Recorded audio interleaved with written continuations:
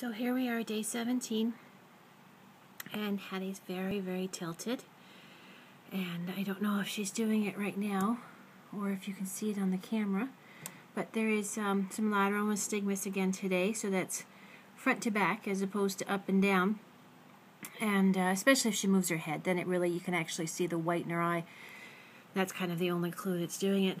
She's eating well, but this is kind of what she does right now. She's not rolling near as much, but she just kind of tips over. I don't know if you can see, but what she's done is her left leg, her foot is way over in here.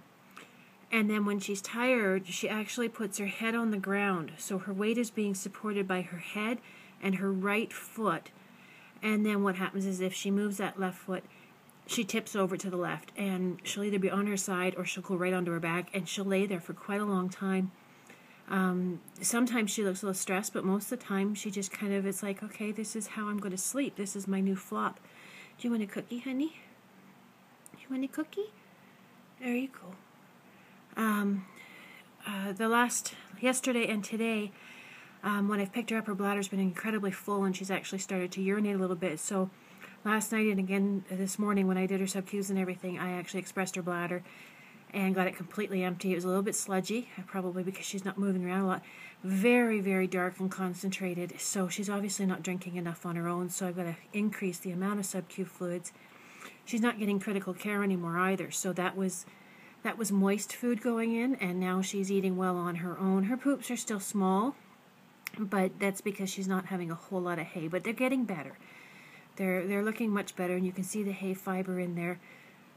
I think that's about it. She had a quiet night last night.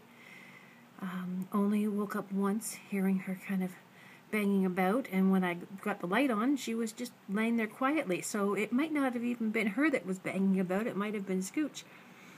But she's actually responsive today. When I walk in the room, she's lifting up her head. She had a nice long massage today, and I even was able to comb her out a little bit after her sub-Qs.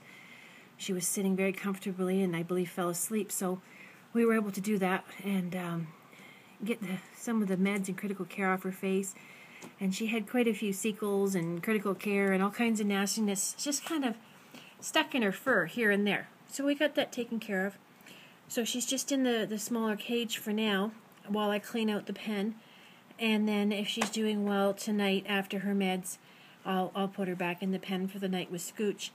I try to move her as little as possible. So I pick her up once in the morning and do her meds and that kind of thing. And then once again at night to do her meds and her sub-Qs. So that's about it. Day 17.